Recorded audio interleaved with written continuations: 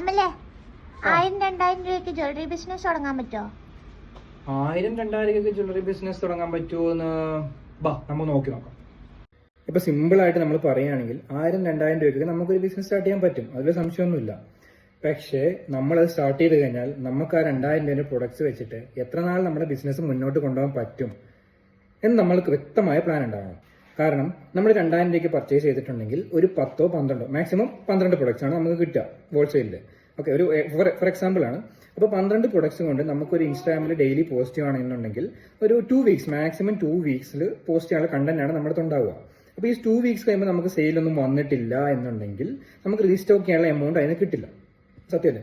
കാരണം നമുക്ക് ഈ സെയിൽ നമ്മൾ ഈ ഉള്ള 2000 കൊണ്ട് നമ്മൾ പർച്ചേസ് ചെയ്തു, അതിന് സെയിലൊന്നും വന്നില്ല, പിന്നെ നമ്മുടെ അടുത്ത് പൈസ ഇല്ല, നമ്മുടെ അടുത്ത് പുതിയ സ്റ്റോക്ക് എടുക്കാനുള്ള പൈസ ഇല്ല എന്നുണ്ടെങ്കിൽ നമ്മൾ എന്ത് ചെയ്യും?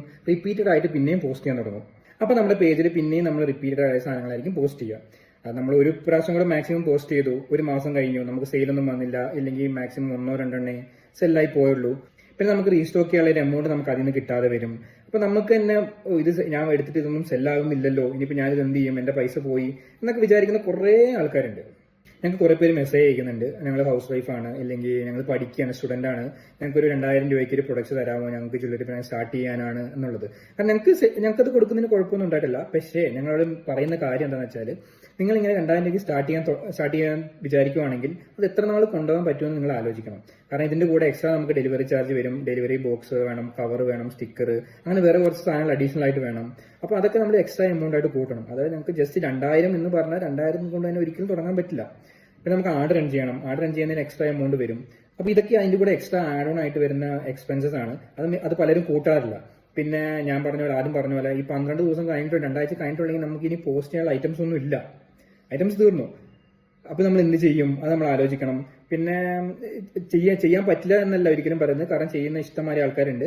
കാരണം അവർക്ക് തന്നെ മാർക്കറ്റ് ചെയ്യാൻ പറ്റും, അവർക്ക് കോൺഫിഡൻസ് ഉണ്ടാവും. കാരണം ഞാൻ ഒരു പ്രൊഡക്റ്റ് ഇൻട്രൊഡ്യൂസ് ചെയ്ത് കഴിഞ്ഞാൽ അത് വാങ്ങാൻ ആളുണ്ട് എന്നൊരു കോൺഫിഡൻസ് ഉണ്ടെങ്കിൽ ഒന്ന് നോക്കണം, നിങ്ങൾക്ക് തുടങ്ങാം.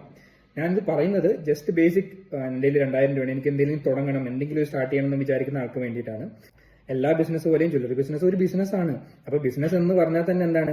റിസ്ക് പ്ലസ് റിവാർഡ് ആണ്. അതായത് നമ്മൾ റിസ്ക് എടുത്താൽ നമ്മൾ അതിനുള്ള റിവാർഡ് കിട്ടും. അപ്പൊ ചില സമയത്ത് നമുക്ക് പ്രോഫിറ്റ് ആവാം, ചില സമയത്ത് ലോസ് ആവാം. അപ്പൊ നമ്മൾ ഇതൊരു ഈസി ബിസിനസ് ആണെന്ന് പറഞ്ഞിട്ട് ഇതാരും ചെയ്യാൻ നിൽക്കരുത്. ഇതിനെക്കുറിച്ച് കൂടുതൽ പഠിച്ചിട്ടേ ചെയ്യാവുള്ളൂ. അപ്പൊ അതാണ് ഞങ്ങൾക്ക് പറയാനുള്ളത്.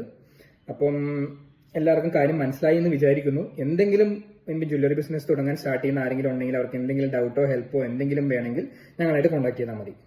ഓക്കെ.